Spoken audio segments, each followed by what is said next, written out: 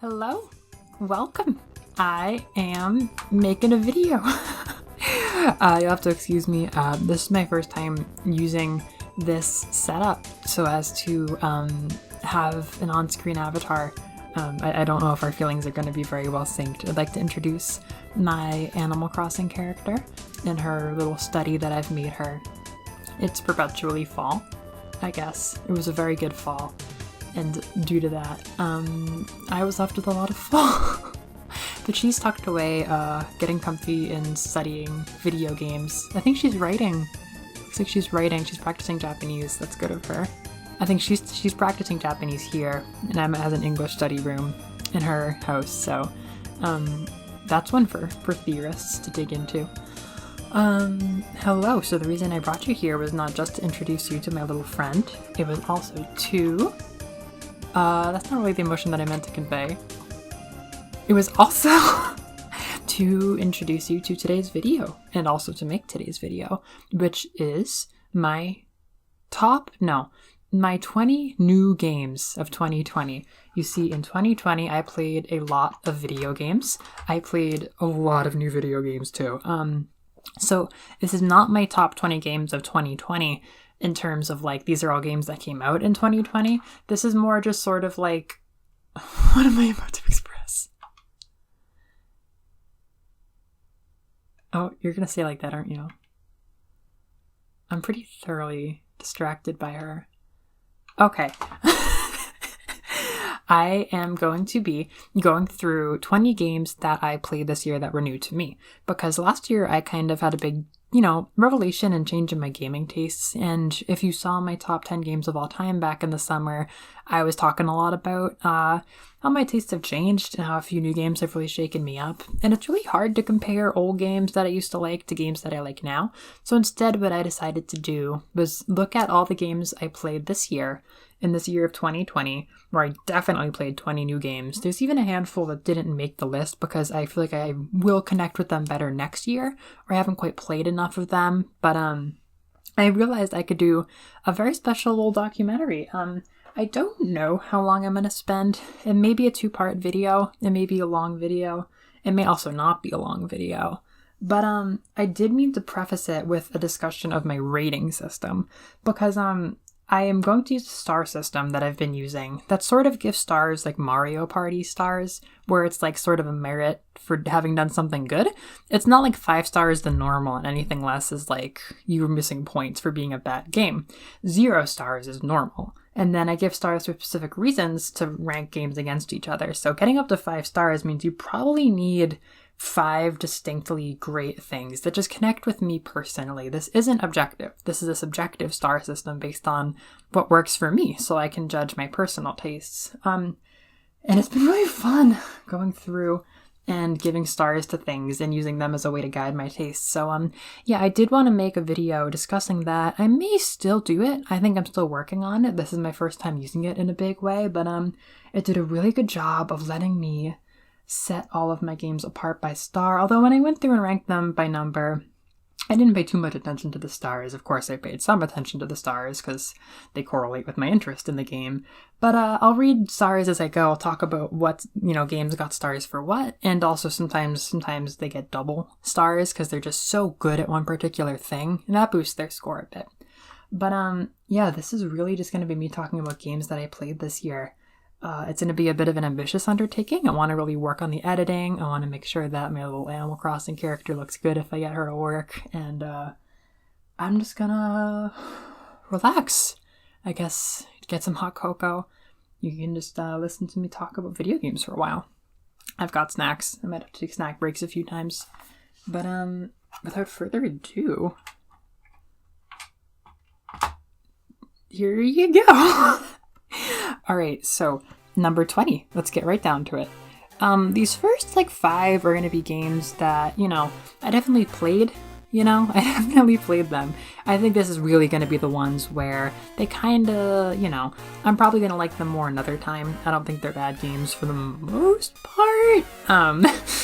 But they aren't quite, I'd say the top 15 is the most competitive. So, 20 is double checking my notes because my notes are messy.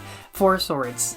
This is Legend of Zelda Four Swords. I got it on my DSi because I specifically saw it for free back in like 2011 on the DSi eShop, and I'd never played Zelda before. But I'm like, you know what? Someday I might want this. And then I did want it someday. I had never played a Zelda, but then I got into Zelda. And Zelda is going to be one of the big reoccurring parts of this list. If you watch my top 10 games of the year, or if you watch the Minish Cap Let's Play, you know, I started playing Zelda for the first time last year at the age of 21. Which is very different from I think how most people consume Zelda, but it has been really, really taste-making. Its action, its vibes, a lot of things really helped me figure out my own tastes. Four Swords, I think I would describe in my one little run through all the different levels. I did like the level system and stuff, but what I would say is just as a game, I would say that I would define this as all of the things that Breath of the Wild decided are not a part of the mandatory Zelda formula. Breath of the Wild was like, we don't need items, we don't need familiar creatures, we don't need, traditional puzzles, we don't need dungeons. And this game is literally just, it's a co-op game, which is what really changes it. The gist is, as you may know, you and a friend can play as Link and work through these little dungeon level things and do basic Zelda puzzles in 2D and use items. And this was great for me because I knew that I really wanted to play something in the Minish Cap style. I really liked how it visually looked, but I didn't have Minish Cap. I was saving it for a Let's Play. This was one of my first proper 2D Zeldas, and it was really great for what it was. It did not win any stars this year. Takes a sip of water. It did not win any stars this year because, it's not like the items were like my favorite. And the worlds were pretty, but it looks identical to Minish Cap, so it's hard for me to be like, oh, it's so pretty. If it got a star, it might be for how the world looks. It looks really nice. I wasn't crazy about the puzzles. I think they felt kind of like stiff and whatever. Kind of a lot of the stuff that I critiqued about how I think Capcom was probably in charge of this, how Capcom sort of makes Zeldas. I really have a future ahead of me playing the Oracle games. I have not done those yet. I can't adapt myself to the Game Boy Color palette yet. I'll talk about that actually. So I could come around to love this later. At the moment, it's just the game of this 20 that I least connected with. I just didn't connect with it in many ways, aside from as a prep for playing other 2D Zeldas, more or less. And that's not really at any fault to it. I'm sure if I played it multiplayer, I'd have a very different experience with it. Playing it single player, there was some neat stuff for if you play a few times, but I haven't done that yet. I love my DSi, so that's a bit of a perk, but I don't really have a ton to say about it. I played it. It was a part of my journey. Pretty much every Zelda game has something special on it. Moving on to number 19. Number 19 is Kirby Superstar. So I played Superstar Ultra as a kid. I thought it was, nice. I thought it was fine. The Superstar games are games that I haven't quite come back around to this year because Kirby like Zelda has been a series that is going to dominate this list because it was a big part of my year. I really came around to love Kirby in a new way this summer for reasons that I will go into. And this was one of the first ones that got me kind of like, ooh, I like Kirby. I like Kirby on my Switch. It's been a while since I played it, since I was a kid. And, there is a lot of charm to Superstar comparing it to Superstar Ultra. It's hard to start with the remake or be so overly familiar with the remake and then have pretty much nothing novel that the original can give me. There's a few charming things that come from just like, control abnormalities, like how you swap abilities in Milky Way Wishes. I think it's a little bit clunkier than in Superstar Ultra, and I thought that was endearing. Maybe the sprite art is better, different. I can't really picture the difference. I feel like there was some part of me that's like, man, yeah, this is so 90s, this is so cool. I really was vibing with all the 90s Kirbys that were on the Nintendo Switch Online for a good while. Back in like the spring before I really started to get back into Kirby. And this was one of the first ones. Getting down to it, I haven't given it a star yet. If I did give it one, it would probably be for its controls, because this and Superstar Ultra control great. the chopped up game mode doesn't, hasn't really hit me yet the same way that the other ones have. I know that it's great. I know that I will like it. I spent a lot of time fighting the bosses in this game and like the arena because they were just fun to fight. Ice is exceptional. Beam is exceptional. I really do love the Superstar games. I mean, they're really foundational to the Kirby series, but going back to the original this year, I didn't have a ton taken away from it. And then when I went back to it again, I was like, this color scheme's kind of jarring. I just wasn't quite feeling the aesthetic the same way it was the first time I played it when I returned to it this like fall or whatever. So, kind of the least high performing Kirby game on the list, not to be a downer. It's just that it didn't really appeal to, like, there's just not currently a reason that I would grab it compared to another Kirby game right now. And I don't think that's how it's always going to be. The Superstar games are great. Moving on, Mario 3D Land. Is that right? Is that 18? Yes, it is.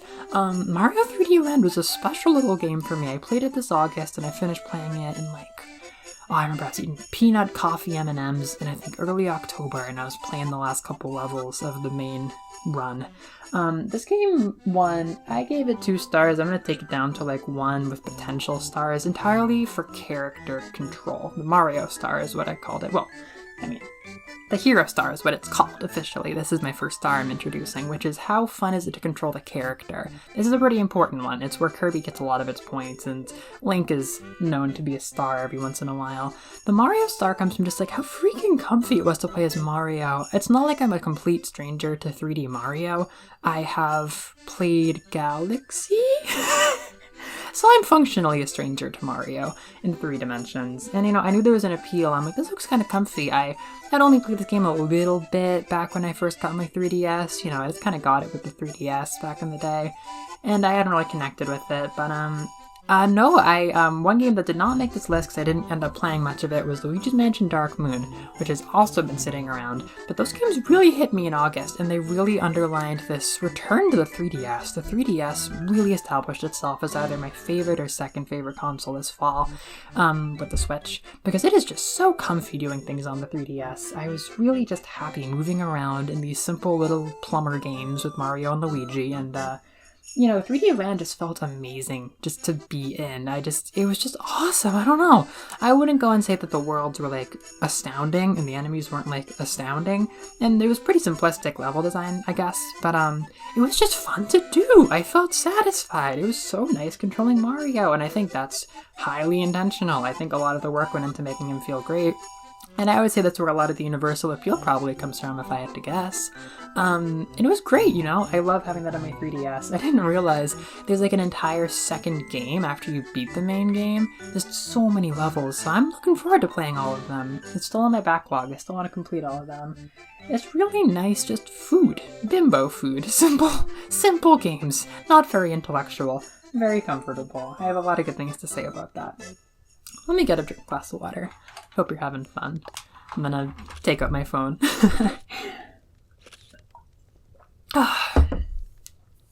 So there's our first 3, eh? Alright, back to business. Kirby Dreamland 3. So all of the Dreamland games were new to me this year. I have not played the entire Dark Matter trilogy, one of my most anticipated games that I'm going to play next year. I'm sure I could make an entire list of new games of 2021, or even the 30 new games that I played during my senior year of college, because during the first half of next year, before I graduate, I have got some games lined up that I will tell you I'm so excited about, and one of them is Kirby 64. Not Kirby 64, is Kirby Dreamland 3, which has to be the prettiest Kirby game. I gave it its only star purely for its looks. It is so pretty. I can't believe people don't talk about it. Between just how nice all the sprites look and just this very confident art style that no other Kirby game really seems to have to me. This very distinct, soft style. It was probably my first SNES game that I really clicked with. Link to the Past and this. But especially this. I was just like, wow, I've never played an SNES game before, really. This is me playing the NSO for the first time. And I was like, this is great. This really holds up. But that was it. I don't want to be mean to the game. I simply haven't connected with it properly yet. The thing that makes it really different from the other Kirby games for me is you've got this tiny set of copy abilities in the Dreamland games, well, the ones where copy abilities exist, and this one is so quirky. It is just so quirky. It's stone, broom, spike, fire, which is just burning, spark, and cutter. I think it's just like those 6 or 8 or something. And, so you've got the things, you've got your animal helpers, again, and there's 6 of them, which is cute and fun. And I thought it was really charming how they, all have their own personalities and kind of like bicker. They make like disappointed faces if you pick one of the other friends over them. I thought that was cute. And they're great, and enemy design is great too. But, the Dream Friends, what happens is, all these copy abilities have like their one thing they do, but then you mix it, you hop up onto Coup, and now you have like Lightning Coup. And you can have your standard Coup attack. If you have Thunder or Lightning Spark, then you're on Coup, you get Spark Coup. And it really varies from character to character whether or not their one move is actually fun to use.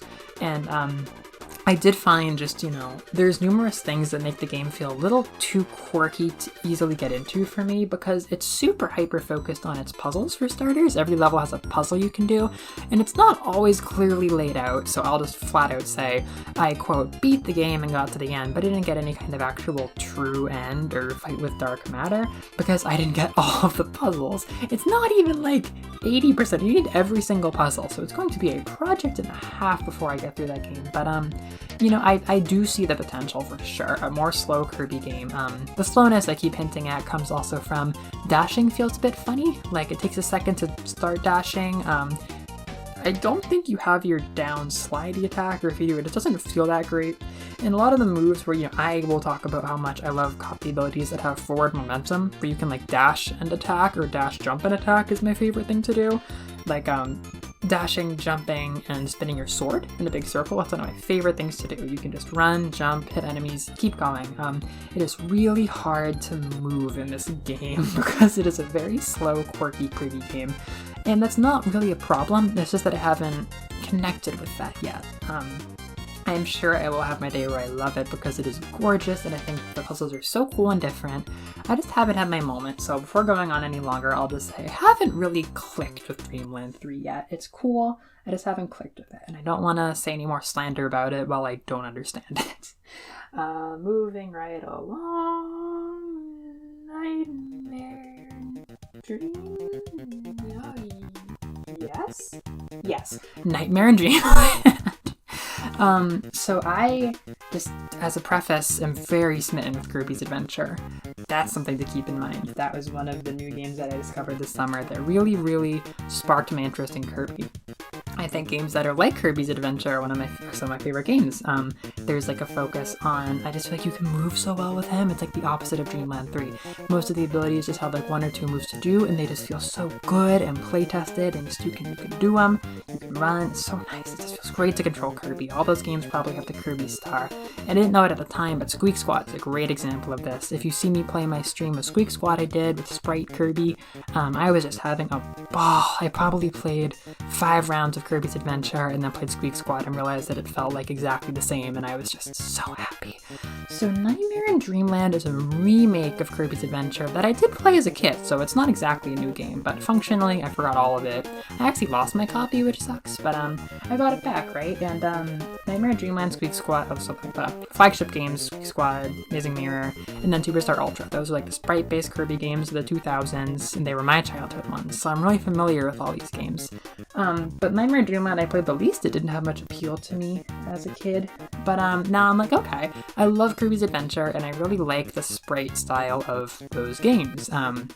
They're kind of nostalgic, so I really expected to be blown away, and what I will say is, I will get my opinions out now.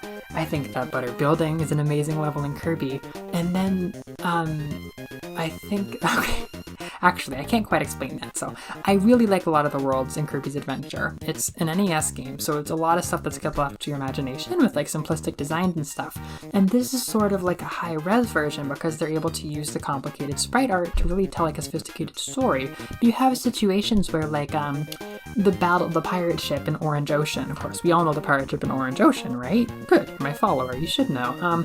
It goes from being like this magical orange thing that could be anything to just like a really realistic boat, and it's like, okay, that kind of lost its appeal in the remake, but then the real cardinal sin that I think kind of defines my stumped feelings, I swear it's the last game I'm going to be hard on. The last thing that kind of describes, actually I have one more to be stumped on. The last thing that describes my stumped feelings on this game is just the best thing.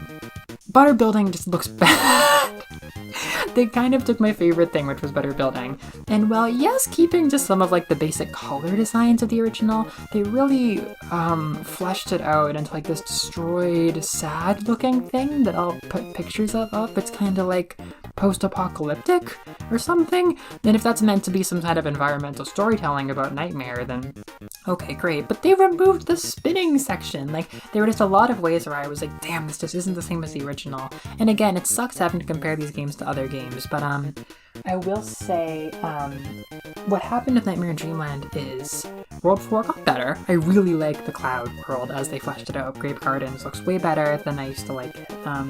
Orange Ocean is still awesome. I used the Nightmare in Dreamland high-res Orange Ocean background for a lot of my stuff, like my header on Backloggery. I even used it as my background on Zoom calls for a bit because that Orange Ocean, literally, being made, you know, sparklier and nicer and better sprite art, looks amazing. And what this game is home to is just one of the prettiest things ever, where I don't know if I like Rainbow Resort, that's what it's called, right? The Seventh World, the space one, better in this or not, but the final battle is just incredible. I'm on Kirby Tumblr now, if you don't know, and just all of the gifts, all the good gifts are from the final battle. I love the final battle of Kirby's Adventure, and I think that they did make it feel awesome in Nightmare in Dreamland. I didn't give it any kind of star for gameplay, because in general, it doesn't quite feel as good as Adventure or Squeak Squad, which is what I'm comparing it to. You know, it didn't exactly grip me in any unique way, and it just felt okay.